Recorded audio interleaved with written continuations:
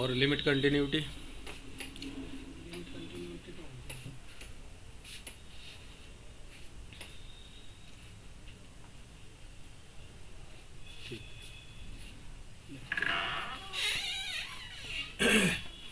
पढ़ा था कंटिन्यूटी जब क्लास में चला था। कंटिन्यूटी का चैप्टर किया था आप लोगों ने? किया था ना? दोनों 12th के ही हो? Yes sir. अच्छा, कंटिन्यूटी होती क्या है? कुछ फार्मूला उसका, कोई तरीका? उसकी लिमिट निकालनी पड़ती है सर, RHL। अच्छा, और फिर उसके बाद क्या करते हैं? उस फंक्शन पे वैल्यू पर्टिकुलर। वहाँ क्यों बैठा कोने में? एक बजे ना तुम्हें एक जगह रहो, तुम भी यहीं आ जाओ, आगे हो जाओ।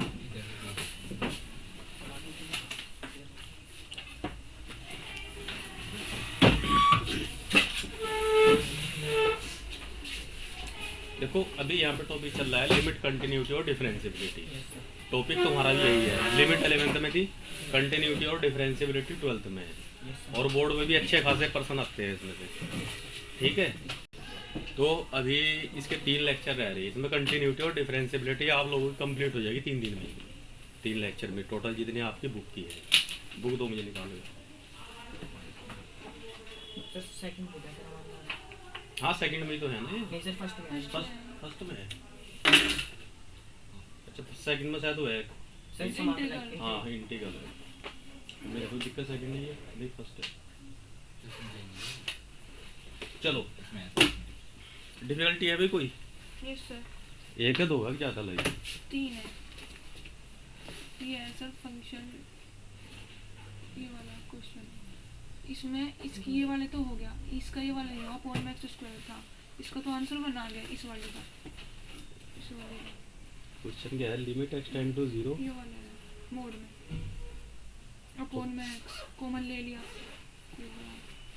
कहाँ बुक में लिखा नहीं? बुक में नहीं, प्रीवियस ईयर है तो उसमें पीडीएफ में है। हो जाता है।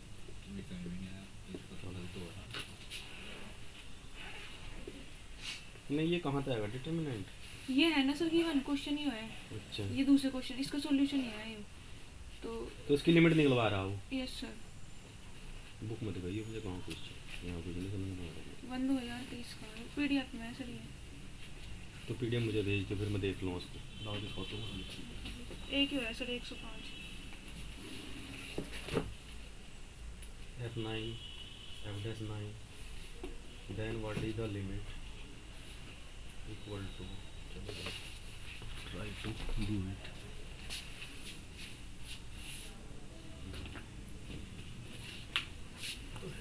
F9 equal to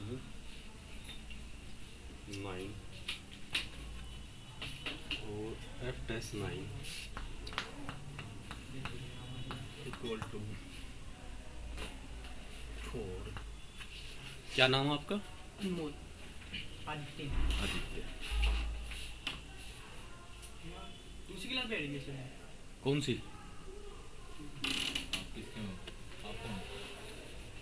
क्लास हमारी हम बैठते हैं सर इसमें।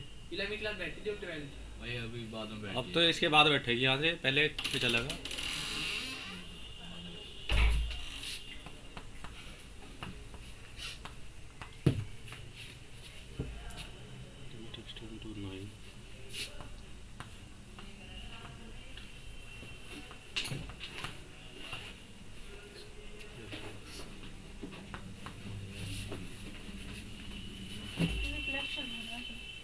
लाइट जला लो, अपने हिसाब से एडजस्ट कर लो।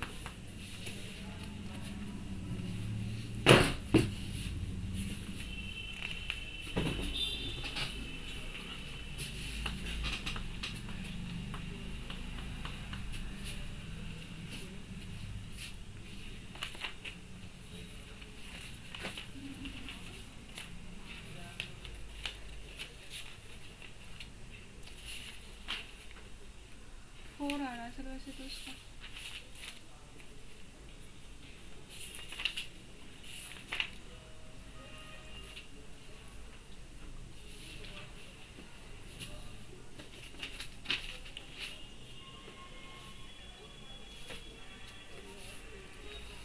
लेकिन समझ में नहीं आया कि आया कैसे। Yes sir.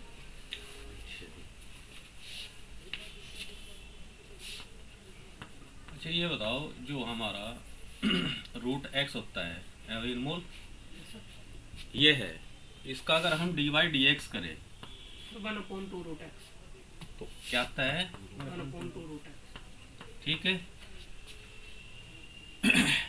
कभी कभी जब हम किसी ऑपरेशन पे डी बाई डी एक्स लगाते हैं, मान लिया फंक्शन ऑफ एक्स है इतना, रूट एक्स लिखते हैं, एफ डैश एक्स का मतलब क्या हुआ कि इसका वन टाइम हमने डिफरेंशिएशन कर दिया। यस। ठीक है। अब यहाँ पर भी क्या है, लिमिट इसमें कंटिन्यू, जब हम लिमिट निकालते हैं कभी कभी हमारे सामने एक फॉर्म आ जाती है 0.0। देखो इस फंक्शन में अगर हम ये रखते हैं, ये आ रही है नहीं आ रही? Yes sir. हेलो वहाँ का एक्स हाँ जी।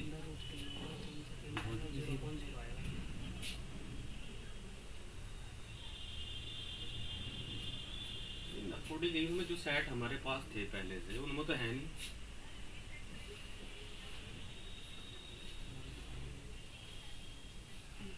चलो ऐसा है, भेज दो, अगर मेरे में होगा तो मैं कर दूंगा। किन्होंने? नहीं कोई नहीं।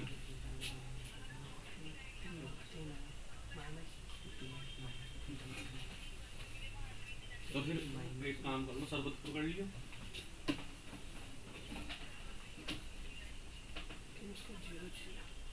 चलो हम थोड़ी में चले जाऊंगा।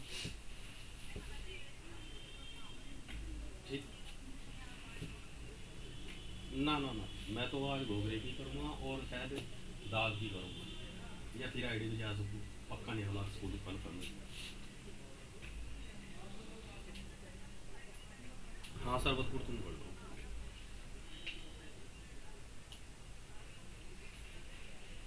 नहीं नहीं ठीक ठीक है ठीक। ये बन रहा नहीं बन रहा?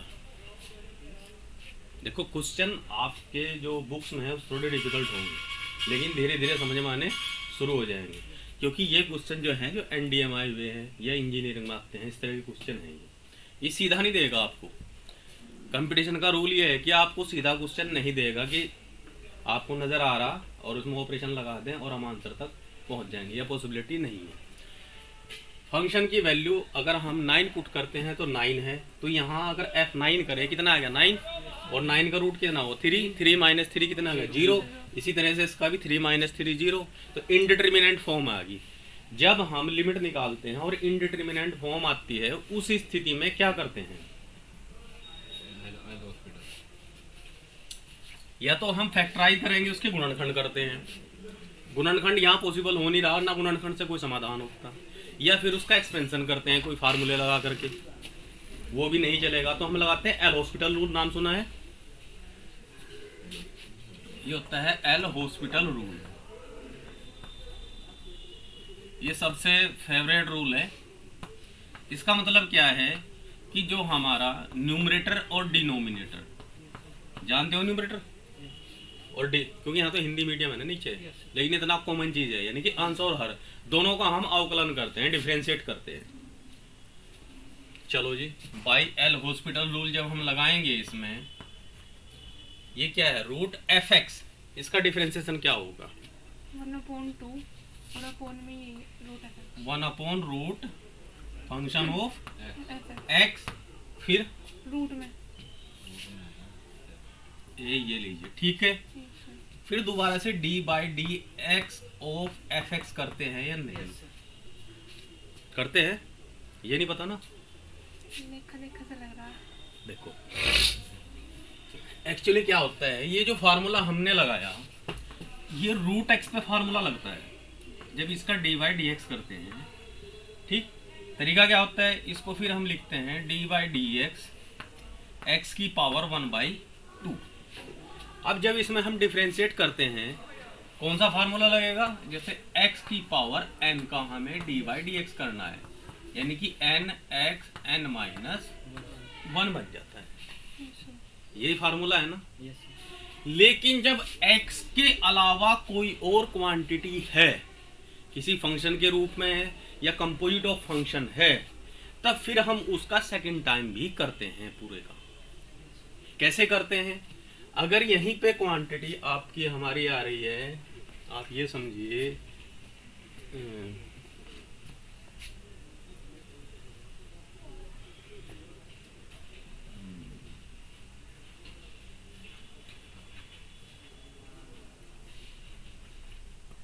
2x प्लस 3 की पावर 2 का हमें dy/dx करना है। ठीक, शॉर्टकट ट्रिक क्या होती है कि हम इसको करते हैं 2 इंटू 2x प्लस 3 2 माइनस 1 इतना करेंगे। और हमें पता है कि ये सिर्फ फार्मूला ओनली x के लिए है, लेकिन यहाँ का अलजेब्रिक फंक्शन आएगा 2x प्लस 3। फिर क्या करते हैं, दोबारा से सारे का फिर करते हैं 2x प्लस 3, यहाँ से क्या निकल के आएगा 2 आएगा सर। 3 का तो 0 हो जाएगा, वो 2 यहाँ पे हो जाएगा मल्टीप्लीकेशन, यानी कि इसका आ गया 4 इंटू 2x प्लस 3 की पावर 2 आ गया। सर 1 आएगा सर। अच्छा हाँ, ये 1 आ गया। क्लियर है? ऐसा क्यों कर रहे हैं हम? इसका कारण ये है, अगर आप 11th की बुक में देखेंगे जहां भी अवकलन है, जब हमें पता है ये फंक्शन था y इक्वल टू ये मान लो आप, निकालना हमें क्या dy/dx, ये हमें फाइंड आउट करना। फार्मूला हमारा सिंगल x के लिए है, इसके लिए कोई फार्मूला नहीं है। तो हम करते हैं let 2x plus 3 equal to t मान लेते हैं। t मान लो कोई भी एट रैंडम वेरिएबल मान लो। अब इसका क्या करेंगे, differentiation with respect to x। x के सापेक्ष में इसका हम अवकलन डिफरेंशिएशन करेंगे। जब x के सापेक्ष का करेंगे, इससे क्या आएगा 2 1 आ जाएगा x का, तो इसका कितना आएगा 0। और इसको क्या लिखेंगे dx आ गया। ये फंक्शन क्या बन गया, अब जाओ y equal to t square. भाई ये तो फंक्शन ये बन गया था ना पहला, जो हमने मान के चला उससे तो निकल गया dt/dx। इससे बना y equal to t square. इसका किसके रेस्पेक्ट में करेंगे हम, इसका भी dt के रेस्पेक्ट में करेंगे हम। इससे क्या आ जाएगा, ठीक है, dy/dt तो ये आया और dt/dx ये आया। निकालना क्या हमें dy/, इसको ऐसे लिख लो, इसको भी dt से भाग कर दूं, इसको भी dt से भाग कर दूं, कोई समस्या तो नहीं। dy/dt की वैल्यू क्या है 2t, dx/dt की वैल्यू 1/2 हो जाएगी, उल्टा हो जाएगा ना। dt/dx इक्वल टू 2 है, तो dx/dt की वैल्यू क्या हो जाएगी 1/2 ऊपर चला गया। अब t क्या किसको मान के चले थे हम, 4 इंटू 2x प्लस 3, वही आ गया ना। या तो एक स्टेप क्या है कि जो हमारे बेसिक फार्मूला है वो जिसके लिए अगर इसके अलावा कुछ अदर क्वांटिटी है, फिर हम उसको टी एजेंट करते हैं, उसके बाद ये सारा ऑपरेशन होता है। ऐसा ना करके फिर आगे जब हम क्वेश्चन करते हैं, उसकी जो क्वांटिटी हमें लग रही है ना, जो हमें एज्यूम टी करनी थी, उसका वन टाइम और डिफरेंशिएशन कर देते हैं। समझ में आया? फॉर एग्जाम्पल अगर मैं करूँ dy/dx cos x, क्या होता है माइनस, ठीक। और यहीं पे cos x की जगह cos 3x हो जाए, इसका क्या होगा 3x का sin 3x, और फिर dy/dx किसका करेंगे और अब 3x का, यानी कि इससे कितना आ जाएगा, चीज क्लियर हुई?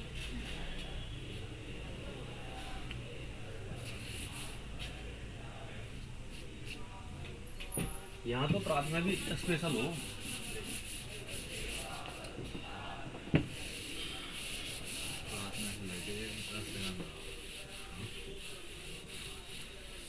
चल आपने फंक्शन दे रखा है सर नीचे, सर ये मीटर में सिर्फ पूरे पे एंड रूट नहीं सर, ये रूट 3 पे ही है, मे बी पूरे पे ही होगा वो। रूट x पे ही पूरे पे है। होगा तो सर अच्छा रूट x पे है, चलो सर जल्दी 0 आएगा। इतना तो ठीक है। Yes sir. अब हम इसमें जब ये 0/0 है, अब इसमें हम लगाते हैं L hospital rule. L hospital मैंने बता दिया कि ऊपर नीचे दोनों क्या करते हैं, हम उनको डिफरेंशिएट करते हैं। अब जब हम इसको डिफरेंशिएट करेंगे, यह आएगा 1/2 रूट एफ एक्स, और दोबारा से फिर इसका जब डिफरेंशिएशन करेंगे हम, ये एफ एक्स माइनस 0 अपॉन इसका कितना आएगा 1/2 रूट एक्स माइनस 0। क्लियर है? इसी को हम क्या लिख सकते हैं, एफ डैश एक्स। डैश का मतलब एक डैश है तो एक बार अवकलन, 2 बार है तो डबल, क्योंकि जब डिफरेंशियल इक्वेशन पढ़ोगे वहां पे फिर ये यूज होते हैं, डबल डैश ट्रिपल डैश तक। ये क्लियर हो गया? हमारा बन गया क्वेश्चन आगे आकर के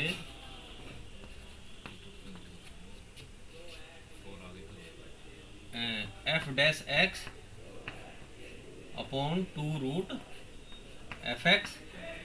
ये 2 रूट एक्स ऐसे भी ऊपर ले जाओ जाए, एक्स की वैल्यू क्या रखे इसमें हम 9, ये बना 2 f dash 9 root 9 upon 2 root f 9। ठीक है, 2 एफ डैश 9 की वैल्यू कितनी है 4, एफ डैश 9 की 4 है ना। ये कितना हमारा रूट, ये क्या था, रूट एक्स था, ये हमने 9 लिख दिया, रूट, हाँ रूट एक्स। एक्स की जगह वैल्यू कितनी आई है आपकी 9 है लिमिट, तो ये 3 आ जाएगा। 2 रूट एफ 9 की वैल्यू कितनी है 9, 9 का स्क्वायर रूट लेंगे कितना आएगा 3, तो ये अच्छे से सीधा 3।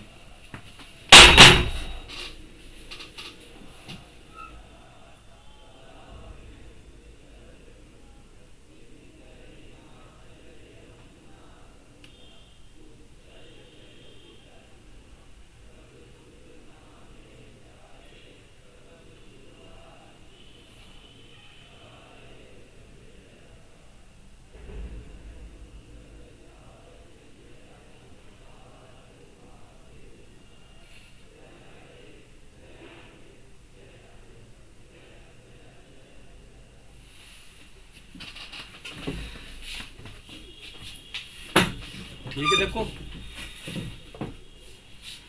2 से 2 कैंसिल, 3 से 3 कैंसिल, तो 4 आ गया। करना कुछ नहीं था, एल हॉस्पिटल रूल लगाना था, फंक्शन ये डैश फॉर्म आनी थी, इनकी वैल्यू पुट करनी थी। यहाँ से दोबारा लास्ट की लाइन, चिंता मत करो, दोबारा बता देता हूँ। चक्कर ये है ना, इसके साथ कई चीजें समझाई ना, थोड़ा कंफ्यूजन क्रिएट हो गया। Limit x tend to 9 root f x minus 3 और upon root x minus 3। L hospital rule लगाया, x टेंड टू 9, इससे बनाइए 1/2 रूट एफ एक्स, और फिर आ गया एफ डैश एक्स माइनस 0। यहाँ से बनेगा 1/2 रूट एक्स माइनस 0। ठीक है, ये यहाँ पे है तो इसको हम ऊपर लेके जा सकते हैं नहीं मल्टीप्लिकेशन में। तो यहाँ से ये जैसे ही गया,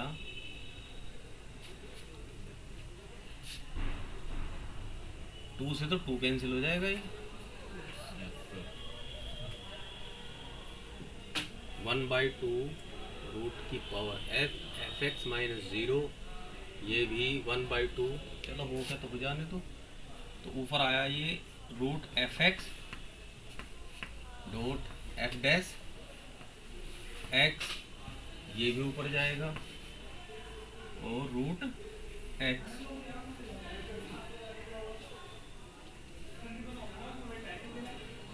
मल्टीप्लाई में आ गया। मल्टीप्लाई में, अरे ये तो फोन में रहेगा भाई, ये नीचे जाएगा एफ डैश एक्स, और ये ऊपर रहेगा, और ये आ जाएगा यहाँ पे ठीक है। अंडर रूट में, यस सर। ये एफ एक्स आ गया। एफ डैश 9 की वैल्यू कितनी है, जब हम इसमें अगर लिमिट लगाएंगे एफ डैश 9 9 है सर इसकी value. Limit x tend to 9 f dash 9 root 9 upon root f 9, ये बन गया ना हमारा, जब हमने इसमें लिमिट पुट कर दी। अब एफ डैश 9 की वैल्यू कितनी है, 4, ये कितना आया 3, और एफ 9 कितना है 9, 9 का स्क्वायर रूट कितना हो जाएगा 3 से 3 कैंसिल, तो ये 4 आ गया। Yes sir, clear? Yes sir, दिखाओ तुम्हारा क्वेश्चन हो। Yes sir. ये रखो, एक मिनट।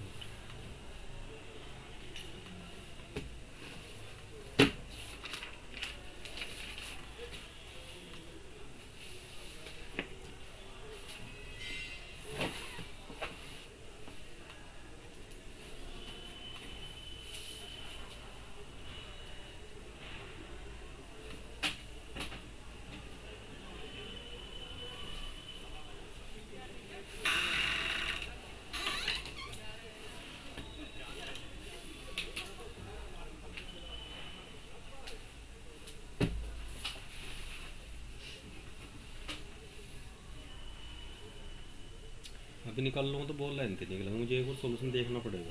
देखिए सर, सॉल्यूशन क्या हुआ, इसके 3 पार्ट हैं। ये जो उनसे मैंने आपसे पूछा है तो थर्ड पार्ट है। फर्स्ट एक्चुअली क्या है ना, पहले तो उसका फंक्शन ही निकालना पड़ेगा ना। अच्छा, भाई ये जो डिटर्मिनेंट दी हुई है, यस सर। इससे आप फंक्शन निकाल लोगे, एल्जेब्रिक फंक्शन बनाओगे पहले इससे, इसे थोड़ी वैल्यू निकल जाएगी इससे। फर्स्ट पार्ट तो हो गया इसका सही। आपने एक्स की वैल्यू पुट करी होगी ना। पहले सोल्व किया, इसमें तो एक्स कॉमन ले गए, जो अपॉन में एक्स था उससे कहाँ से कॉमन लिया है? इस वाली रो में से, कहाँ से? जो ये वाली रो थी इसमें से। कैसे कॉमन आ जाएगा एक्स इसमें से? ये साइन के साथ एक्स है, इसका मल्टीपल में थोड़ी है। नहीं नहीं सर, इसमें से सॉरी, इस वाली रो में एक्स कॉमन लिया, फिर जो अपॉन में था उससे उसे कैंसिल कर दिया, देन ये फंक्शन। कोई नहीं, मुझे एक बार देख लेता हूँ, मुझे भेज दियो तो, ठीक है। तो भाई दिखाओ कौन सा क्वेश्चन है। आर डी शर्मा ही है क्या ये?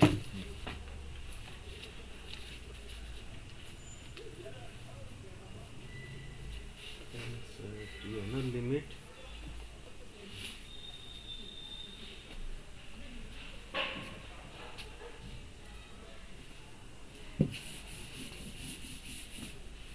यहाँ, ये क्वेश्चन अगर आप बैठ कर देखते भी रहोगे ना, आपको जो है ना 12th के फिर कुछ नहीं लगने के, वहाँ तो बहुत आसान क्वेश्चन है सारे।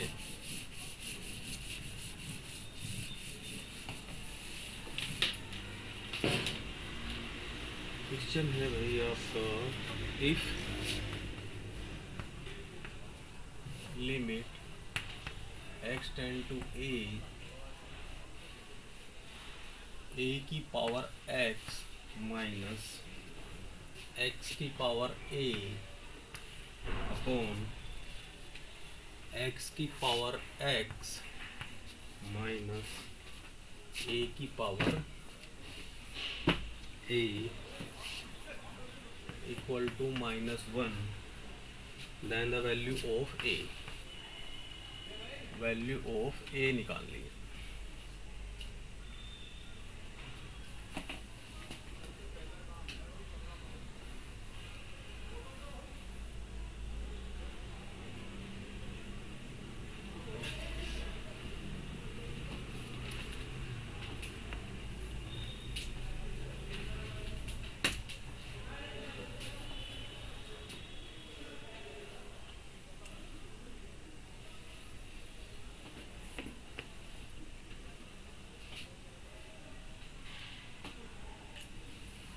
देखो यहाँ अगर x की वैल्यू a रखें तो क्या हो जाएगा, a की पावर a माइनस a की पावर a की पावर a, तो 0 अपॉन 0 आ जाएगा। अब क्या है, ना तो इसका एक्सपेंशन कर सकते, ना ही इसमें आप फैक्टराइजेशन कर सकते।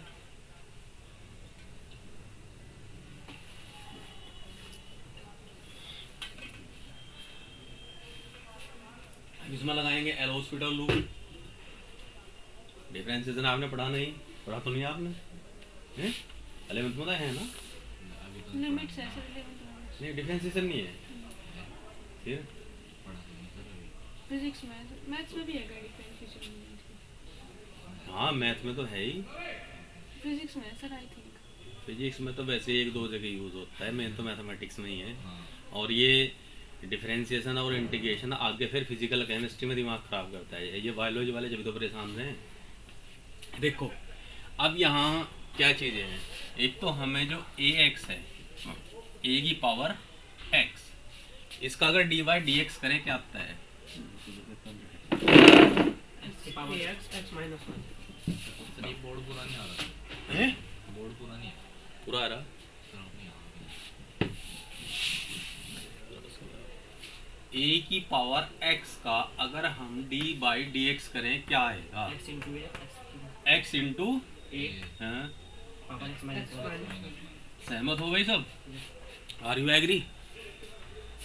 नहीं सर जी, सर इसका 1 0 होगा सर, क्योंकि कांस्टेंट है ये। ये? constant है सर, यस सर। अच्छा देख देख कैसे लग रहा है ये तो कांस्टेंट है इसलिए इसका मान क्या होगा? 0 देखो एक बता रहा हूं मैं आपको, लोगे कैलकुलस के अंदर चाहे डिफरेंशिएशन कर, सिर्फ डिफरेंशिएशन के आप फार्मूले करने सारे, इंटीग्रेशन के ऑटोमेटिक हो जाते हैं, क्योंकि दोनों रिवर्स प्रोसीजर है, एक दूसरे को उल्टा होते हैं। अब इसका जो फार्मूला होता है वो ये नहीं होता। देखो बेसिकली हमने पढ़ा, ये अगर कोई वेरिएबल है और उसकी पावर n है, ये क्या है? वेरिएबल, ठीक है। और वेरिएबल भी वही जिसके रेस्पेक्ट में हम अवकलन कर रहे हैं, डिफरेंशिएट कर रहे हैं, तब फार्मूला लग जाता है n x की पावर n माइनस 1। लेकिन कुछ स्टैंडर्ड है, a की पावर x है, इसका डायरेक्ट जो होता है a की पावर x log a। यहीं पे अगर dy dx आपको बाय द वे e की पावर x का करना पड़े तो इसका e की पावर x ही है, फार्मूला है जो, ठीक है। इसमें अगर आप करना चाहें, इसका रीजन है e की पावर x का अगर एक्सपेंशन करें, अलजेब्रा में पढ़ा हो क्या होता है? D by D x 1 plus x upon 1 factorial 1 x square upon factorial 2 x की 3 अपॉन फैक्टोरियल 3 एक्स की 4 फैक्टोरियल 4 होता है ना, अप टू इनफाइनाइट, ये फार्मूला होता है, पढ़ा होगा अलजेब्रा में। 12 तो आपकी खत्म हो ली, अब ये टॉपिक तो रह नहीं रहा, वो अलग बात है कि आपने ना पढ़ा हो, ठीक। इसको अगर डिफरेंशिएट करें, इसका 0, इसका क्या आएगा 1, इसका क्या आएगा 2x अपॉन फैक्टोरियल 2 हो गया, 3x square upon factorial 3 4x की 3 अपॉन फैक्टोरियल 4 डैश डैश 2 से 2 कैंसिल, 3 से 3 कैंसिल, फैक्टोरियल 2 बच गया, 4 से 4 कैंसिल, फैक्टोरियल 3 बच गया। इतना समझ में आ रहा होगा? ये कितना है 1 x अपॉन 1 फैक्टोरियल, ये कितना आया x square factorial 2 plus x की पावर 3 अपॉन फैक्टोरियल 3, जो का तो वही फार्मूला नहीं बनेगा जो हम लेके चले थे। बस एक टर्म खत्म हुई, दूसरी का जब सबका डिफरेंशिएशन हो गया, एक ही तरफ खिसक गई, जागी ये भी इनफाइनाइट तक, तो आगे ना सेम जुगा तो e की पावर x। इसमें लोगरिथमिक के फार्मूले लगेंगे, जब आप लोग पढ़ लोगे, लोग वाला पहले एक्सपेंशन देखो क्या होता है, क्योंकि हमें बेसिकली जब हम कैलकुलस पढ़ेंगे, डिफरेंशिएशन पढ़ो चाहे इंटीग्रेशन पढ़ो चाहे कुछ पढ़ो, हम ये फार्मूले ही हमारी जान बचाएंगे। तो इसकी तो जरूरत नहीं है, एक तो इसकी जरूरत पड़ेगी, दूसरा x की पावर a, x वेरिएबल है, पावर a है, जब वेरिएबल की पावर कुछ भी होगी तो फार्मूला कौन सा लग जाएगा? ये वाला हो जाएगा।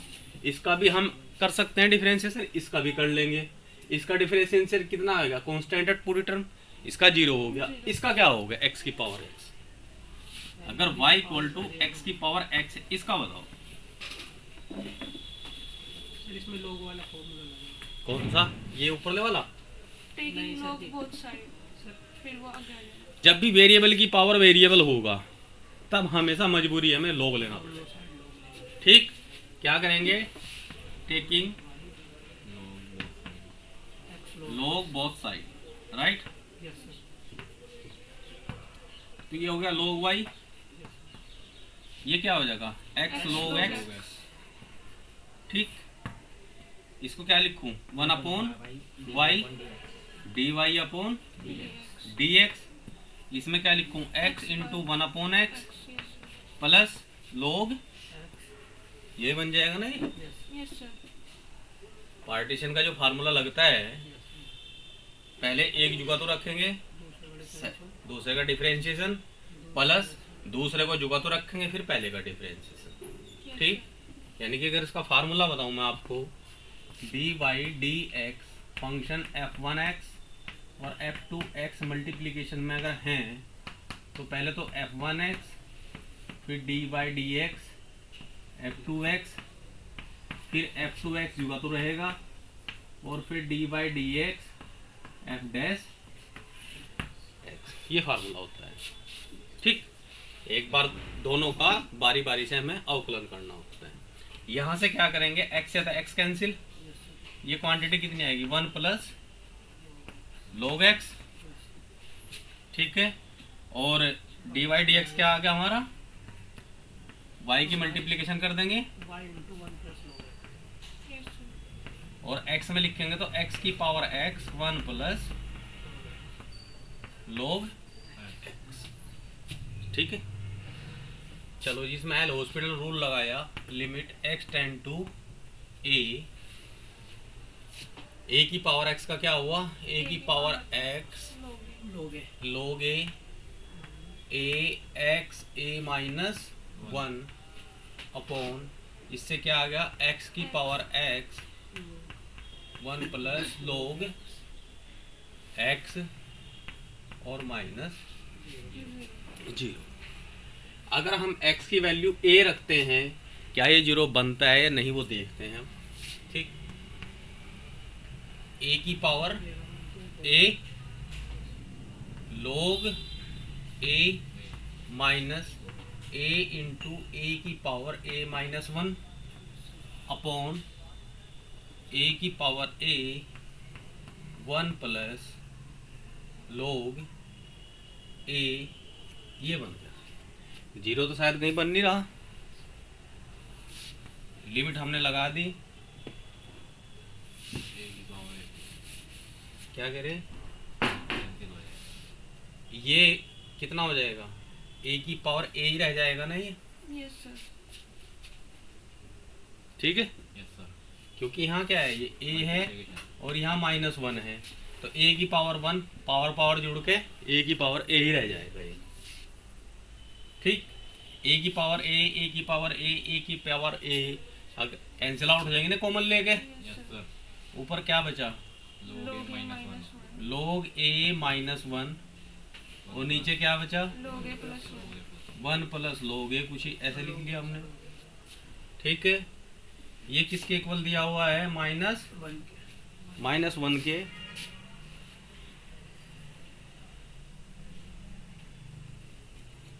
क्लास में।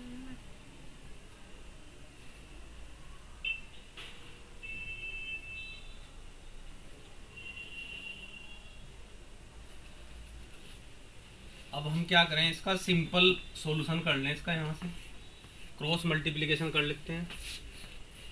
log a minus 1 equal to minus 1 minus log a minus 1 से, ये log a माइनस का इधर लाएंगे तो प्लस का हो जाएगा, तो क्या हो जाएगा? 2 log a equal to 0। So log a equal to कितना आ गया? 0। और क्या नाम, 0 किसका मान होता है?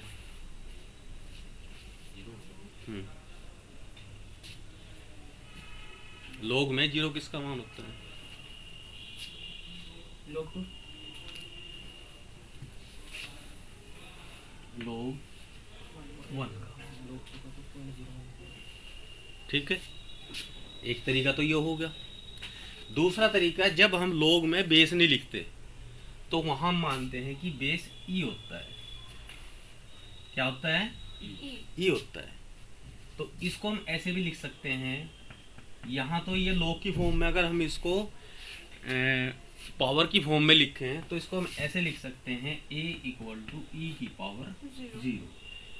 ठीक, और इसकी वैल्यू हो जाएगी e, किसी की भी पावर अगर 0 है तो इसकी वैल्यू 1। क्योंकि अगर कहीं पे ऐसा लिखा हुआ हो log a b equal to x, और इसको अगर पावर की फॉर्म में लिखना हो, ये तो बेस है log का, ठीक, तो बेस तो जुगा तो रहेगा, ये इसके सिर पे चढ़ेगा और ये यहाँ से बाहर आ जाएगा। ये तो पढ़ा होगा ना कहीं, ये x की पावर अगर b है, अगर उसको log की फॉर्म में लिखेंगे ऐसे लिखेंगे। तो ये कुल मिला के यही है कि जब भी क्वेश्चन होंगे हमें पता होता है कि मैं करना क्या है। तो ये चीज़ें बेसिक। अब आप ये देखिए, कहने को यहाँ पे छोटा सा क्वेश्चन है, लेकिन हमें अवकलन के परफेक्ट होने चाहिए। फिर जहाँ भी लोग है, क्योंकि अगर सिंपल कैलकुलेशन में फंस गए फिर आंसर नहीं निकलता। log 2 की वैल्यू कितनी होती है? 0.010। ये कहीं है 0.3010, यही है ना शायद। ले भाई,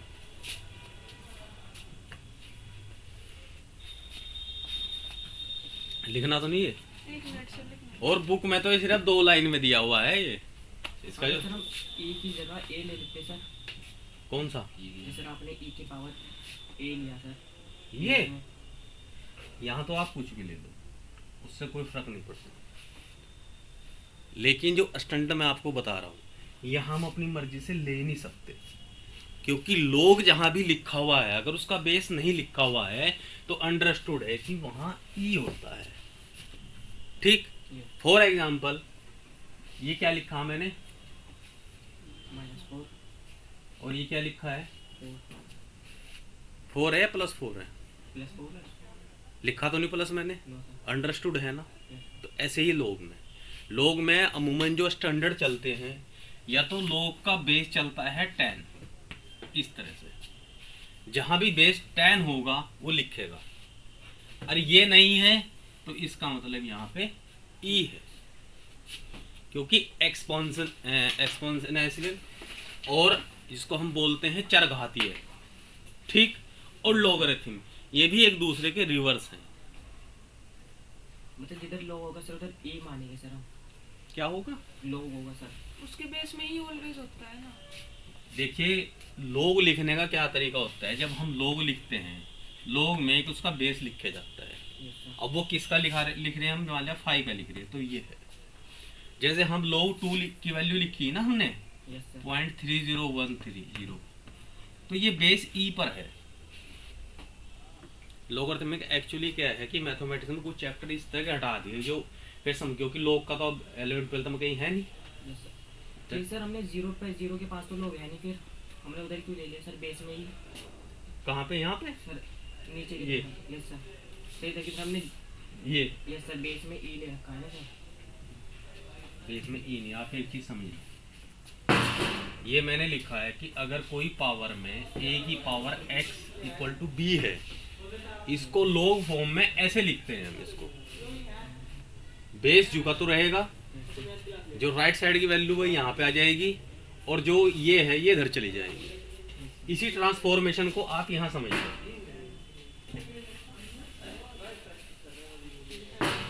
ये हमारे पास आया था क्या, लॉग,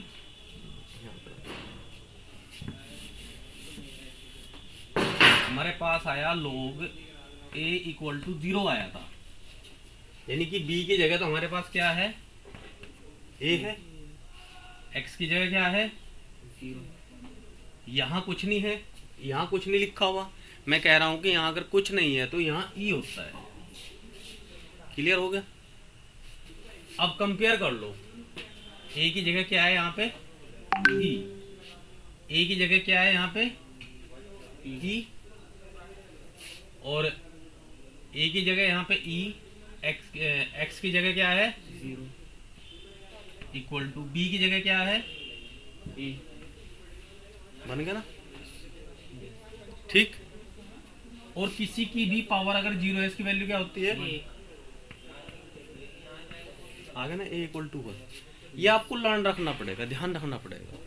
और इसका तरीका यही है, चाहे आप लॉग में लिख रहे चाहे वैसे लिख रहे पावर में, बेस दोनों का सेम रहता है। क्या चलता है, बेस सेम रहता है। बेस सेम क्यों चलता है, जैसे हमारी डेसिमल सिस्टम है, कंप्यूटर में बाइनरी सिस्टम है, तो जब हम लॉगरिथम या एक्सपोनेंशियल की बात करेंगे तो वहां बेस एक ही तो रखोगे स्केल। ये थोड़ी कि एक जगह तो हम फीटों से नाप लेंगे, दूसरी जगह हम गजों से नाप लेंगे, ऐसा तो पॉसिबल नहीं है। अगर जहां भी मेजर करेंगे सेम यूनिट्स होनी चाहिए, तो इसलिए बेस दोनों जगह सेम रहेगा। बाकी ये दोनों क्वांटिटी जो इधर थी वो इधर आ जाएगी, जो इधर थी इधर चली गई, यही तो होगा ना। ए की power x equal to b है, किसी ने कहा ऐसे लॉग में लिखना। आंख बंद करो, जो बेस है बेस तो मैं जो का तो रखूंगा सेम ही, बी राइट में तो इसको यहाँ लिया आया, जो इधर था उसको इधर ले लिया, ठीक। अब कहता है कि इससे मुझे पावर में लिखना, ठीक है जी, बेस तो जुगा तो रखूंगा, जो बाहर था उसको सिर पे बैठा लिया, जो अंदर था उसको बाहर निकाल दिया, ठीक। देखो इन चीजों को जब बार बार करेंगे जब ये चीजें ध्यान रहती है, नींद को भूल जाते हैं। और लोग का तो आपका शायद 10th में भी मुझे लगता नहीं, अब तो है शायद, है नहीं सर। खत्म ही कर दिया। फिर इक्वल में -1 कैसे आया यहाँ? कौन सा लोग ए -1 ये इज इक्वल टू, ये -1 गिवन है ना, गिवन है। एक ही वैल्यू निकलवा रहा ना वो। ठीक ठीक। लॉगरिथम का जो टॉपिक है एनडीए में है, और एक आधा क्वेश्चन आ भी जाता है, कहीं से भी उठा लो, नेट से उठा लो, वहां से समझ लो।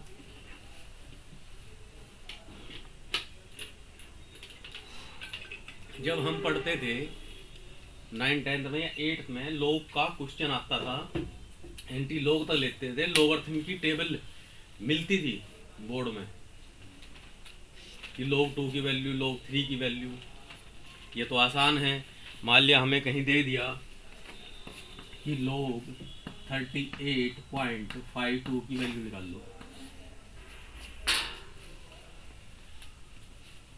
कैसे निकालते थे, इसकी वैल्यू क्या आएगी, या एंटी लॉग दे दिया तो हमें इनकी वैल्यू निकालनी होती थी, पूरी पूरी टेबल होती थी, कहीं की पेज की टेबल, उससे निकलते थे लॉगरिथम कैसे हो गया। अब यह भी तो दिक्कत होगी ना, अब जो आपके क्लास कंटेंट है 11th 12th है, और जब आप कंपटीशन में आते हो तो फिर बहुत कम चीज़ें मिलती हैं आपको, यहाँ पे फिर कुछ चीज़ें नहीं मिलती हैं बिल्कुल ही। स्कूल में हो जाना सिलेबस पूरा, हाँ।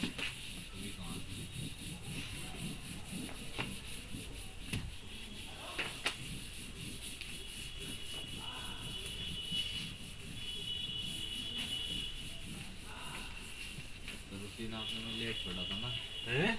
लेट आज स्कूल दौड़ना, अभी लग नहीं आया अरे यार ये चाह ही नहीं रहे यहाँ से। स्कूल का टाइमिंग क्या है तुम्हारा? 9:30 तो पॉसिबल ही नहीं यहाँ से जाना। एंट्री कब तक दे हम? एंट्री 10 बजे तक। 8:30 की रख लो ना सर यहाँ पे क्लास। अरे भाई 8:30 बजे मेरे लिए पॉसिबल नहीं होता ना, गाँव से आते हो तो सर आप? आता तो यहीं से हूँ, मुझे बच्चा स्कूल छोड़ना पड़ता है। अच्छा सर। कौन सा स्कूल था? छोटे स्कूल में पाइनवुड पाइन हॉल में। पेन दे यार जल्दी। यहाँ पे नहीं। चलो अब थोड़ी सी चर्चा कंटिन्यूटी पर कर लेते हैं। अब समझते तो टाइमिंग की तो बहुत बड़ा इशू हो रहा है भाई, बच्चों को स्कूल छोड़ना, अब फिर सुबह आके एकदम इतना पॉसिबिलिटी भी तो नहीं है कि एकदम भाई ज़्यादा से ज़्यादा मैं कितनी भी जल्दी कर लूँ 9 बजे पहुँच सकता हूँ, इससे पहले कोई पॉसिबिलिटी है नहीं। मैं तो पहले ही कह दिया था, ये कह रहे थे 8:30 बजे पढ़ा दूँगा, बस की नहीं मेरी बात, किसी से भी पढ़वा लो कुछ ही कर, क्योंकि कुछ वर्क आप कैसे हैं आप उन्हें अवॉइड नहीं कर सकते किसी भी कंडीशन में। यानी वो तो मुझे पता है कि मैं 8:30 बजे की बजाय 8 बजे भी चला लूँगा, लेकिन कुछ अपनी जिम्मेदारी भी तो है, वो भी तो निर्वहन करनी, जब उनका कोई मेरे पास ऑप्शन है नहीं दूसरा, समझ रहे हो। और यहाँ का तो भरोसा कुछ नहीं, यहाँ तो 4 लोग आज बैठे, कल को आप ही नहीं आए, ये भी बंद, मेरा जो अपना काम जो है वो भी मेरा हो जाएगा बेकार, समझ रहे आप। लेकिन देख लो आपका पास बन जाए, समझ रहे, तो वह क्लास चलती रहेगी, नहीं है तो ऑफ भी हो जाएगी। मुझे भी अभी इतना इंटरेस्ट नहीं रहा क्लास में, क्योंकि बच्चे नहीं आते ना, बड़ा दुख होता है। मान लिया अगर बच्चे आए तो पढ़ाने में भी मन लगता है अच्छी तरह से। अब वो जो बच्चे जो शुरू हुए थे वो तो मुझे लग रहा है उनका मनोबल टूट चुका, उनके बस से बाहर हो गया IIT JEE। क्योंकि एक्चुअली क्या है, देखिए मैं बता रहा हूँ, ये जो IIT JEE का है ना और NDA, यहाँ तो आपको PCM का मास्टर बनना पड़ेगा, ठीक। और यहाँ ये PCM, ये समझो आप, मैथ तो लगभग में नियर अबाउट ही है, ये 70% 70 क्या है, अगर ये 40% डिफ़िकल्टी है, ये 100%, इतना डिफरेंस है सिर्फ। बाकी साइंस में नॉर्मल पढ़ गए और GS पढ़ के काम हो जाएगा। लेकिन यहाँ पे अगर इसमें जा रहे हैं ना, आपको PCM एक पढ़ाकू कीड़ा बनना पड़ेगा। अगर आप सोचते हो कितने भी ब्रिलियंट है और आप पढ़ोगे नहीं बैठ गए तो ये नहीं होती क्रैक। हाँ, इतना जरूर है कि JEE का आपने एग्ज़ाम दिया, कोई भी रैंक आई, किसी प्राइवेट कॉलेज में उठा के एडमिशन ले लिया, वो तो आसान तरीका है। लेकिन आपको अच्छे कॉलेज में जाना है, IIT में जाना हो या NIT में जाना हो या और अच्छे कॉलेज हैं, तो फिर तो आपकी वहाँ क्या देखी जाएगी, रैंक देखी जाएगी। और रैंक कहाँ से मिलेगी, क्वेश्चन सोल्यूशन करने से। क्योंकि ये 11th 12th का सिलेबस IIT JEE के लिए इतना है जैसा ऊँट के मुँह में जीरा, इससे ज़्यादा नहीं काम करता है। तो मेहनत करनी पड़ेगी, डेली क्वेश्चन करने पड़ेंगे, कई सोर्स अपनाने पड़ेंगे, जब जाकर आपका वो होगा। क्योंकि जो कोचिंगों में तैयारी कर रहे हैं वो कोई एक ही मटेरियल से नहीं कर रहे, दुनिया भर के उनके अपने नोट्स हैं, बुक्स हैं। वो 3 घंटे 4 घंटे कोचिंग में रहते हैं, 5 घंटे, फिर 4-5 घंटे 6 घंटे 8 घंटे घर पे पढ़ते हैं। टेस्ट सीरीज अलग देते हैं, कंपटीशन तो उन्हीं के साथ है तुम्हारा, उनके साथ थोड़ी जो क्लास में और बच्चे बैठे। ये तो आप ये मान के चले कि आपको ये फ्री मिल रहा पढ़ने को, अन्य फ्री तो कोई टिफिन में पढ़ाने को तैयार नहीं है। इस सिलेबस को तो टच कौन करेगा। ये जो सिलेबस है, चाहे वो NDA का है चाहे IIT, NDA को पढ़ाने वाला सहारनपुर में कोई टीचर अवेलेबल नहीं है वर्तमान में। तुमने कुछ पता भी कर लिया होगा, 1-2 जगह अगर किया हो, NDA कोई नहीं पढ़ाता किसी भी कोई सेंटर में। कारण एक तो बच्चों का स्ट्रेंथ नहीं होती, 10 बच्चे 15 बच्चे 20 बच्चे। दूसरा फिर ये सिलेबस ऐसा है जो नॉर्मली कंपटीशन पढ़ाने वाला उसके बस की नहीं है। 11th 12th का टीचर भी इसको नहीं पढ़ा सकता। जो 11th 12th के आपके चाहे हिंदी मीडियम है, चाहे CBSE बोर्ड है, चाहे इंटर का टीचर है, किसी भी इंटर कॉलेज का टीचर ले लो, वो NDA का मैथ नहीं पढ़ा सकता। IIT JEE तो बहुत दूर की चीज़ है, क्योंकि डिफिकल्टी लेवल बहुत हाई हो जाए। देख लिया आपने 2-3 क्वेश्चन देख लिए, क्या 12th में है ऐसे क्वेश्चन, कोई मतलब नहीं, सिंपल है। अब वो जो टीचर जरा 5 साल 10 साल हो गए 12th ही पढ़ा रहा, तो उसका डिफिकल्टी वहीं तक रहना, इन क्वेश्चनों को थोड़ी टच करेगा। और भाई ये मंच तो ऐसा है, छोटे बच्चों को कोई पढ़ा ले, बड़े बच्चों को पढ़ाना इतना आसान काम नहीं। अब मान लिया आप डिफिकल्टी कहाँ से कैसे लिया है, अब क्वेश्चन का है तो सोल्यूशन हो तो बड़ी आसानी से पता लग जाए, या तो मैं क्वेश्चन पढ़ गया हूँ वो भी आसान हो जाएगा। लेकिन जब कोई एकदम अननोन क्वेश्चन मिलता है, कैसा लगता है कि कहाँ से पकड़ूँ इसको, समझ रहे आप। चलिए कंटिन्यूटी आइए, देखिए लिमिट्स ख़त्म हो चुकी है आपकी, मेरी तरफ से तो एंड होगी बिल्कुल। बाकी डिफ़िकल्टियाँ चलती रहें, कोई समस्या है WhatsApp ग्रुप पर मुझे भेजिए, मैं उसका कोशिश टाइम मिलेगा तो मैं सोल्यूशन करके भी उसको दूंगा, ठीक है। कंटिन्यूटी भी मैंने आपको कुछ बता दिया था, ठीक है। देखिए डिफरेंशिएबिलिटी और कंटिन्यूटी पर एक बार और डिस्कस कर लेता हूँ। मान लिया कोई भी इस तरह का ग्राफ है आपका, ठीक, लिमिट की हम बात करते हैं। मान लिया ये x एक्स है और ये y एक्स है, ठीक। अब थोड़ा 5-7 मिनट का भी कंसेप्ट ही चलेगा, उस चीज़ का इशू मत लेना। देखो मैं अभी बता रहा हूँ, मैथमेटिक्स में कंसेप्ट सीख लो, क्वेश्चन तो बुक में सॉल्यूशन बहुत मिल जाएंगे।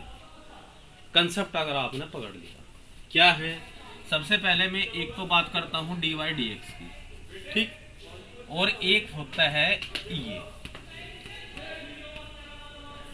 है परिचित दोनों चीज़ों से। ये क्या है, डिफरेंशिएशन, ये क्या है, इंटीग्रेशन। इंटीग्रेशन और एक लेक्चर है इसका लिमिट कंटिन्यूटी डिफरेंशिबिलिटी, 2 लेक्चर इसके और रह रहा। Yes sir. 2 बच्चे आप हैं, 4 हो रहे फिलहाल।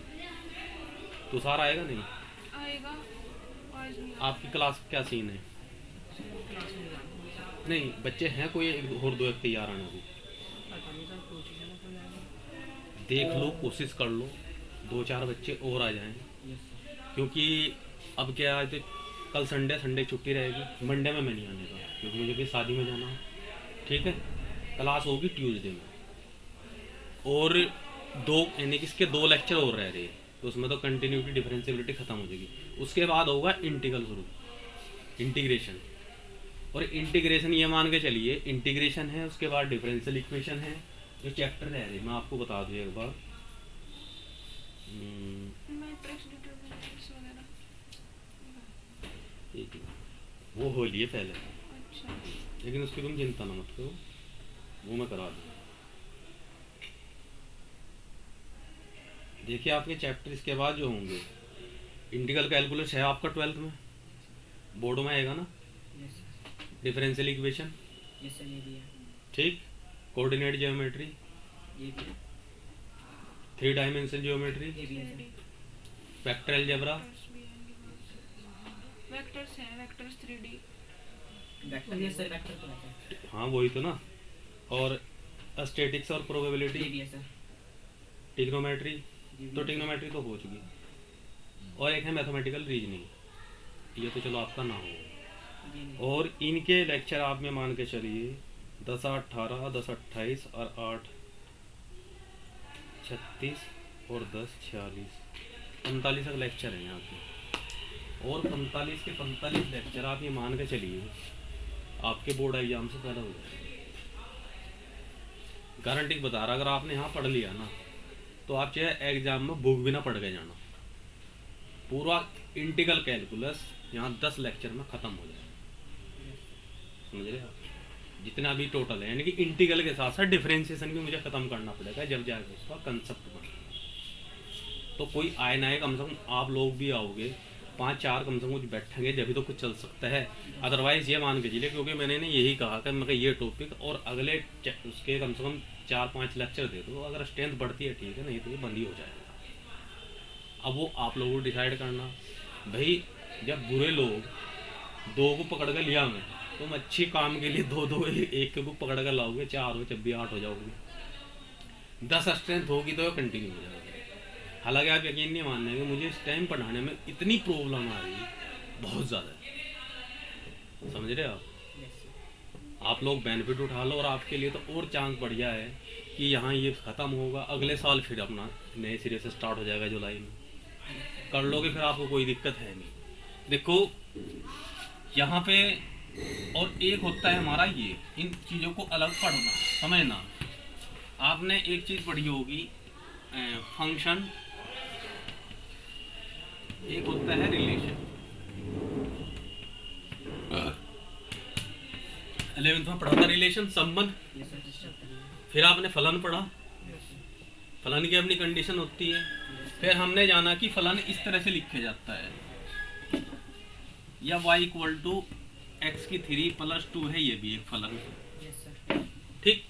यानी कि किसी एक वेरिएबल को दूसरे वेरिएबल की फॉर्म में लिखना, ये एक फलन है, लेकिन उसकी कुछ अपनी टर्म कंडीशन है, उनको अगर वो जस्टिफाई करता है तो हम कह देते हैं इट इज ए फंक्शन। जब फंक्शन पढ़ा, अब फंक्शन में हमें पता है कि 2 वेरिएबल हैं, एक x है और एक y है। ये जो मैंने ग्राफ बनाया यहाँ पे, ये मैंने ग्राफ बना दिया y = fx का, एक फंक्शन है ये। जब हम ग्राफ प्लॉट करते हैं, आपने देखा है कि ये x पे चलेंगे, y पे चलेंगे, इस तरह से हमारे पॉइंट आते हैं, उन सबको मिलाने पे ही ग्राफ बनता है। Yes sir. फंक्शन ने जो हमें दिया वो एक ग्राफ दिया, फिर हमें कहा गया कि इस फंक्शन का अवकलन करो। क्या किया हमने? अवकलन। इसको क्या लिखते हैं? Differentiation with respect to x। इसका मतलब क्या हुआ? एक्स के साथ सकते x के सापेक्ष अवकलन। अवकलन है क्या? बताओ, कितना समझा अभी तक आपने? ये तो लिखते आ रहे, अवकलन करते भी आ रहे, फार्मूले भी आते हैं, लेकिन जब हमें पता था है तो फंक्शन, उसका ग्राफ बनाया, तो अवकलन को कैसे इसमें दिखा सकता हूं मैं, इस ग्राफ से कैसे रिलेट कर सकता हूं एक्चुअल में, ताकि कहीं कोई चीजें आए तो हम देख तो पाए। कोऑर्डिनेट ज्योमेट्री पढ़ी है, कोऑर्डिनेट पढ़ा थोड़ा होता, yes sir class 9 straight line पढ़ी, एक फार्मूला पढ़ा था y equal to m tan थीटा, है ध्यान कुछ, yes sir slope of line, और इसको निकालने का तरीका ये भी था कि dy dx निकालते थे ना, dy d थीटा, ये इसका स्लोप होता था। कहने का मतलब ये है जो dy dx है किसी फंक्शन का, ये हमें ये देखते हैं कि x के साथ साथ y में कितना चेंज आ रहा है, समझ रहे आप, जैसे जैसे x बढ़ रहा है या कम हो रहा है, उसी के रिस्पेक्ट में y में क्या परिवर्तन आ रहा है, ये rate of change in y with respect to x है। क्लियर है? जैसे कि क्या पढ़ते हैं, v बराबर डिस्प्लेसमेंट अपॉन टाइम, वेग बराबर विस्थापन बटे समय पढ़ा हमने। Yes sir. तो वेग या वेलोसिटी क्या है कि समय के साथ साथ डिस्प्लेसमेंट कितना हो रहा, यस सर। यही तो वेलोसिटी है। या कहूं changing in displacement with respect to time is velocity. Displacement में समय के रेस्पेक्ट में क्या चेंज आ रहा है वही तो वेलोसिटी है। इसी तरह से किसी वेरिएबल y में x के सापेक्ष क्या चेंज आ रहा है वही हमारा अवकलन है। ठीक, इसको हम ऐसे भी लिखते हैं dy dx अपॉन dy। हाँ, राइजिंग ओवर रन। जैसे हम पढ़ते हैं ना कि स्पीड क्या होती है, मीटर पर सेकंड, किलोमीटर पर घंटा, एक यूनिट है ना, किलोमीटर पर आवर, समझ रहे नहीं, ये किलोमीटर हो गया, इधर मान लिया आवर कर दिया कि कितने किलोमीटर चले आवर के हिसाब से। वहां पे ग्राफ जो बनता है किलोमीटर और समय में, जैसे टी एक्स का ग्राफ, इस तरह से ग्राफ आप पढ़ते होंगे, साइंस में भी इक्वेशन पढ़ी होगी, v equal to u plus g t या ए टी पढ़ा होगा। ठीक, उसमें भी ग्राफ किसके बीच बनता है, वेलोसिटी और टी के बीच बनता है, टाइम और उसके स्पीड के बीच या एक्सीलरेशन के बीच। ठीक है, तो यहाँ डिफरेंशिएशन का जो ग्राफ बनता है ये क्या है, x है, और ये हमारा y हो गया। और हमने लिखा राइजिंग ओवर रन, कि राइज मैंने क्या होता है, उठना, यस सर और रन मैंने दौड़ना। दौड़ के साथ साथ वो कितना उठता जा रहा, चल भी रहा और ऊपर भी उठ रहा। मान लिया अगर एक आप किसी भी माउंटेन पे चढ़ना शुरू करें पैदल, तो दो तरह की मोशन कर रहा ना, ये वर्टिकली भी और हॉरिजॉन्टल भी चल रहा और वर्टिकल भी चल रहा। तो ऐसे ही अगर किसी पॉइंट पे मैं dy dx की बात करूं, किसकी बात करूं, तो वो एक टेंजेंट होता है किसी पॉइंट पर। क्या होता है, टेंजेंट पढ़ा आपने, स्पर्श रेखा। जो अवकलन है वो हमारा dy dx है, यानी कि एक स्पर्श रेखा है। एक तरह से कहूं तो इस तरह का अगर मैं एक सिंपली ट्रायंगल बना दूं, ये आपका dy हो गया और ये dx हो गया, और ये आपका ये वाला जो स्लोप है या टेंजेंट है ये आपके dy dx को, इसमें दोनों होगी ना, हॉरिजॉन्टल भी और वर्टिकल भी, ये हॉरिजॉन्टल और ये वर्टिकल। तो dy dx क्या है, change in y with respect to x। इसलिए तो हम विद रिस्पेक्ट टू x लिखते हैं, क्योंकि x के सापेक्ष ही हमें इसका चेंज, हमें रेट ऑफ चेंज हमें पता करना होता है। ठीक है, इसी के अगेंस्ट समाकलन क्या है, अवकलन एक तरह से चीजों को बिखरा देता है और समाकलन उसको इकट्ठा करता है। यहीं पे समाकलन क्या है कि जो ग्राफ हमें दिया है y equal to f x का, इसमें और कोऑर्डिनेट x के बीच का जितना सारा एरिया है ये समाकलन है। समाकलन से हमें इससे क्षेत्रफल निकलता है। डेफिनेट इंटीग्रल पढ़ते हैं, और कुछ एरिया निकालते हैं बाय इंटीग्रेशन, समझ रहे। अवकलन जो है इसका टेंजेंट है, जो कि हमें स्लोप बताता है एक्स एक्स से कि उसने कितना एंगल क्रिएट किया। समाकलन ये बताता है कि उस ग्राफ और एक्स एक्स के बीच टोटल कितना एरिया है, समझ रहे आप। ये तो अवकलन समाकलन की दोनों चीजें क्लियर हुई। बाकी और विस्तृत चर्चा इस पे जब समाकलन का चैप्टर स्टार्ट होगा तब करेंगे। यहीं पे हमने बताया था कि डिफरेंशिएबल वो क्या नाम लिमिट्स, लिमिट्स का मतलब क्या, वहां ग्राफ है तो लिमिट्स एग्जिस्ट करती है, उसके आसपास देखते हैं किसी पॉइंट पर। लेकिन कंटिन्यूअस का मतलब अगर हम इस ग्राफ पर बिना कहीं गिरे सीधे चल सकते हैं, कहीं कट नहीं लगा हुआ है, तो उसका मतलब फंक्शन कंटिन्यूअस है। अगर बाय द वे कहीं कट लग गया तो क्या इस पॉइंट पर कंटिन्यूअस है? नहीं है। और हमने जो डिफरेंशिएशन पढ़ा है टेंजेंट है। अगर किसी पॉइंट पे कोई टेंजेंट ड्रॉ किया जा सकता है तो हम कह सकते हैं कि वो फंक्शन वहां उसकी डिफरेंशिएबिलिटी है, यानी कि अवकलनीय है। पढ़ते हैं ना लिमिट, कंटिन्यूटी और डिफरेंशिएबिलिटी, कि इस पॉइंट पर डिफरेंशिएबिलिटी चेक कीजिए। डिफरेंशिएबिलिटी का मतलब ये है क्या, उस पॉइंट पर उस पर टेंजेंट ड्रॉ किया जा सकता है। अगर कंटिन्यूअस ड्रॉ कर देंगे, बस एक चीज का ध्यान रखना कि कहीं ग्राफ में ऐसा ना बना हुआ हो नोड, क्योंकि इस पॉइंट पर टेंजेंट ड्रॉ नहीं किया जा सकता। क्या ना बन जाए? नोड, नोक। अगर नोक बन गई तो वहां वो डिफरेंशिएबल नहीं है, कंटिन्यूअस भी होगी, लिमिट भी एग्जिस्ट होगी। तो अगर कोई फंक्शन डिफरेंशिएबल है, क्या वो कंटिन्यूअस होगा? अगर डिफरेंशिएबल है तो कंटिन्यूअस होगा। होगा नहीं होगा? क्योंकि देखो इस तरह क्वेश्चन 1-2 नंबर में पूछ लिखते हैं। हमने पढ़ाया ये ग्राफ था, ठीक, यहां हमने ले लिया कोई पॉइंट। हमने कहा अगर इस पॉइंट पे अगर मैं x = a ले लूं, इसके आसपास देख रहे हैं कि लिमिट एग्जिस्ट कर गई, तो लेफ्ट हैंड इधर से गए, लेफ्ट हैंड लिमिट उधर से है, राइट हैंड लिमिट दोनों एग्जिस्ट कर गई तो फंक्शन की लिमिट होगी। अगर ये कट नहीं है तो ये कंटिन्यूअस हो गया। यहां अगर हमने इस पर एक टेंजेंट ड्रॉ कर दिया तो वो डिफरेंशिएबल हो गया, ठीक।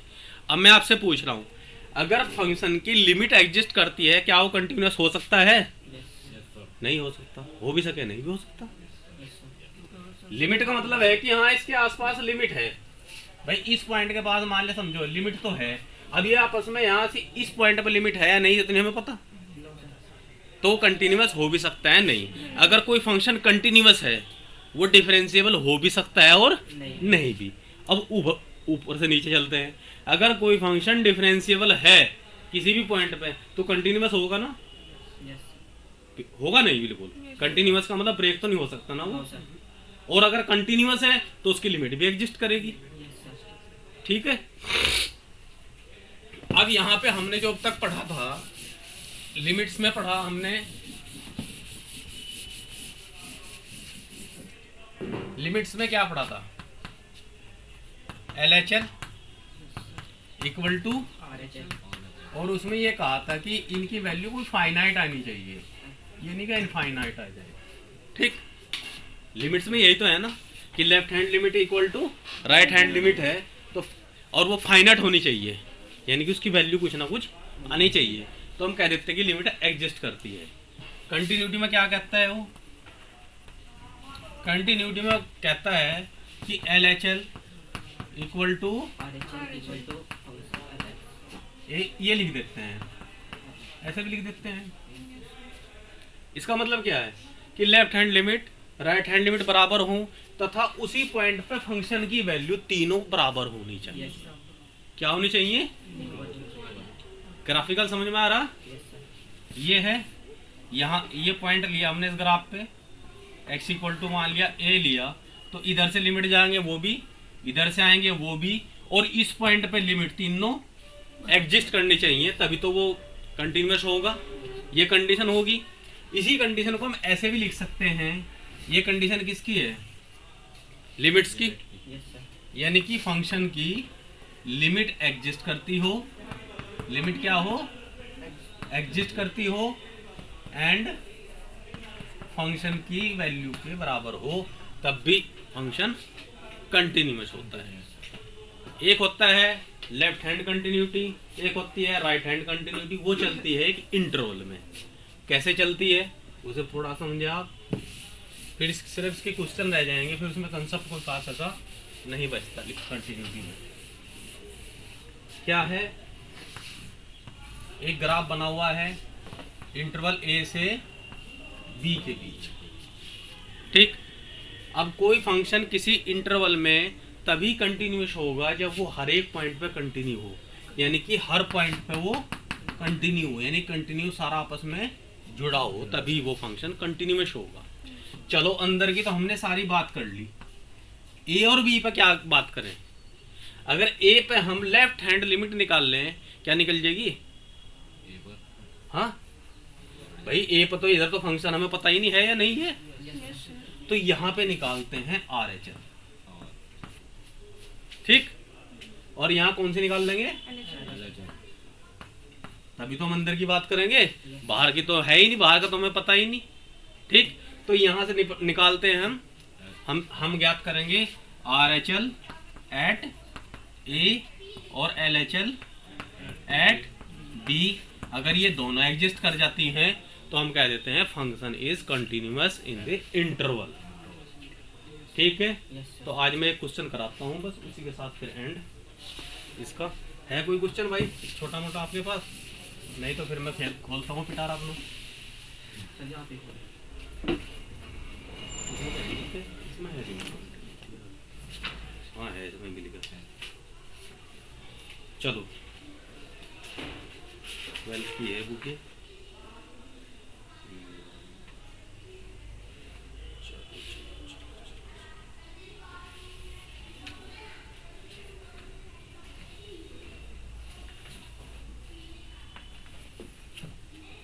क्वेश्चन दिए, छोटा ही क्वेश्चन करूँगा।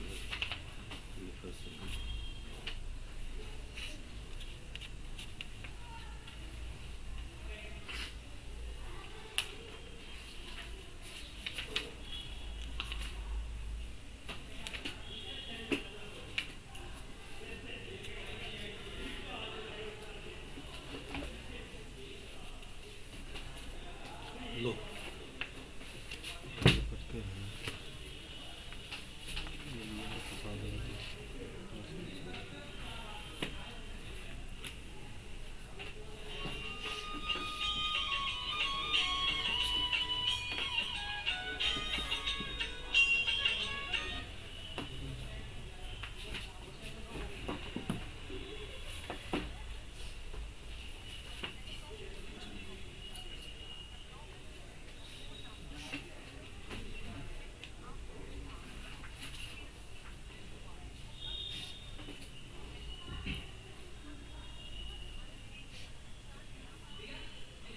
आपके फोन नंबर के असामान्य उपयोग के कारण आपकी सेवा 2 घंटे के बाद निलंबित कर दी जाएगी। अधिक जानकारी के लिए कृपया 1 दबाएं।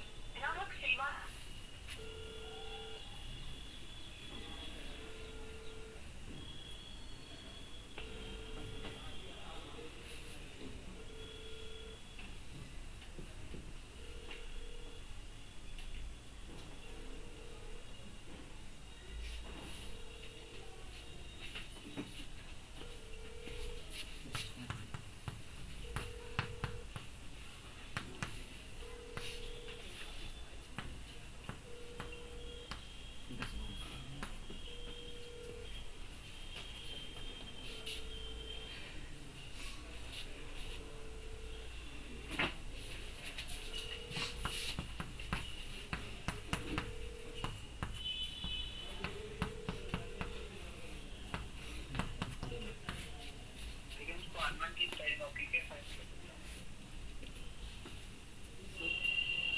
मेरे नंबर पे कोई कंप्लेन है कि कुछ असामान्य यूज करने बंद किया जा रहा है। ये कॉल आई है कि आपका नंबर असामान्य यूज होने के कारण 2 घंटे बाद स्थगित कर दिया जाएगा। इसकी क्या डेनी सर जी,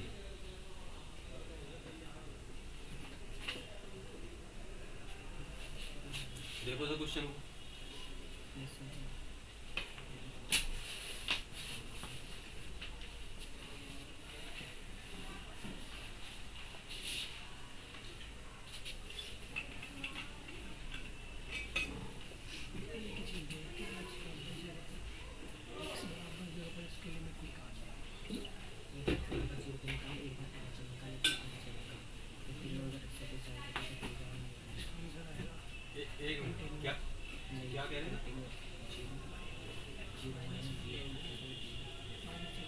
चुका है?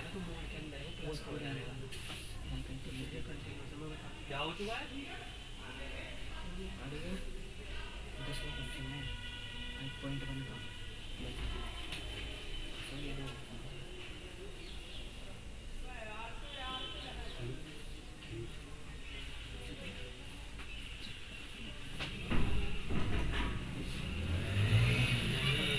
मुझे तो आपकी बात समझ नहीं आ रहा, आप कह रहे थे।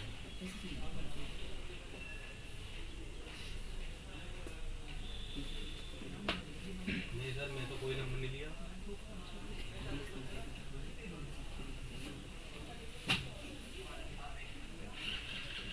नहीं सर, मैं तो दिल्ली में रहता हूँ। मैं दिल्ली में नहीं रहता, मैंने कोई नंबर नहीं लिया।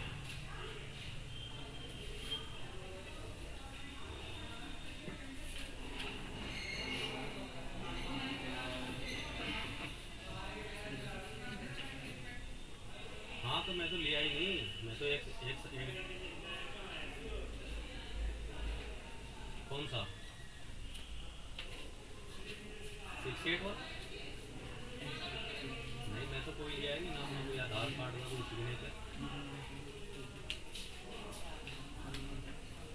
सर डाटा लीक हो रहा है, जिसने यहीं से किया होगा उसकी रिस्पॉन्सिबिलिटी मेरी थी।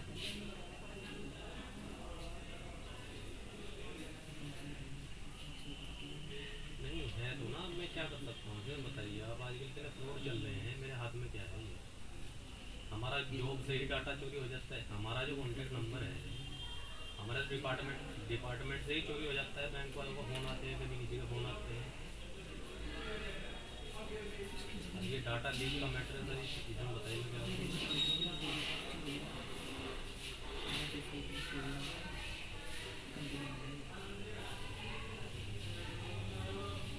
तो मैं क्या करूँ, मुझे बताइए।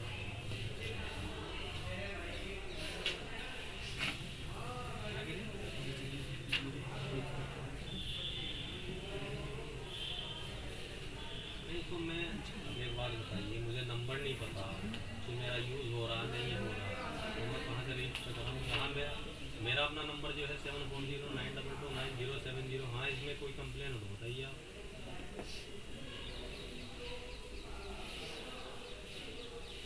उसकी जिम्मेदारी मेरी थोड़ी है, मुझे भी बंद करना नंबर हुआ इसको कर दीजिए।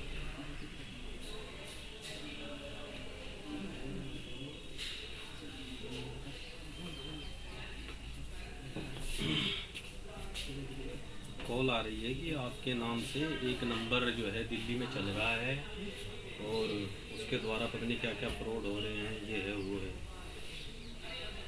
कि आप कंप्लेन कीजिए थाने में। मुझे कोई समस्या नहीं, मैं थाने में क्यों करूँ? मेरे नाम पर कोई लिखता रहे तो क्या ठेका है भाई? डाटा हर चीज़ का लीक हो रहा है अब, तो इसकी रिस्पॉन्सिबिलिटी मेरी थोड़ी है कि मैं देखूँ, मैं चेक करूँगा।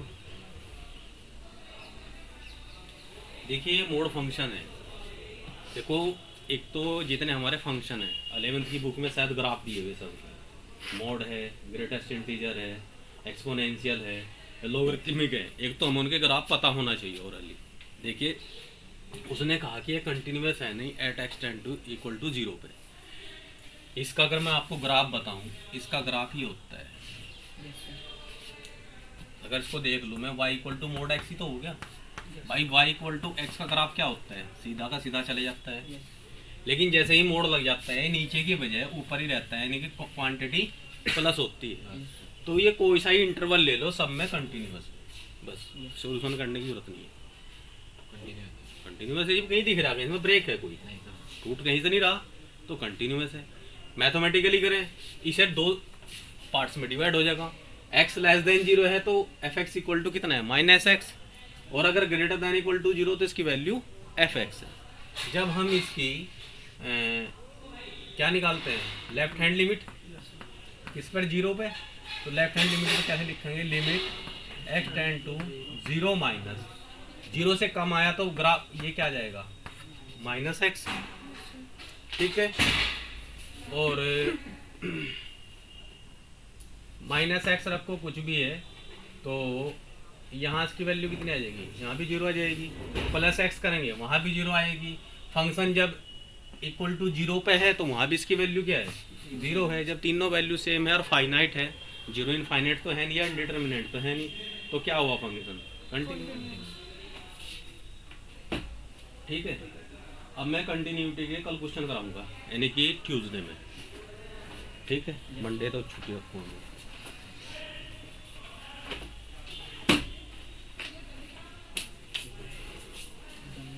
हमारे पास दिन रोज बैंकों से फोन आवे जी लोन ले लो, कहाँ कौन लेकर जा रहा हमारे नंबर भाई।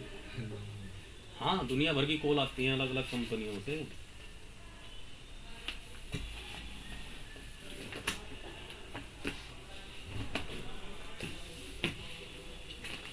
हम तो जो नंबर चला रहे हैं सब बंद कर देते हैं।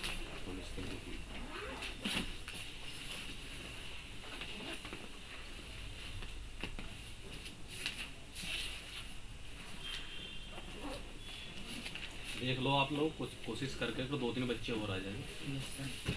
मेरा सबका बड़ा हो जाएगा। फुल स्टॉप हो गई। ये हो रहा है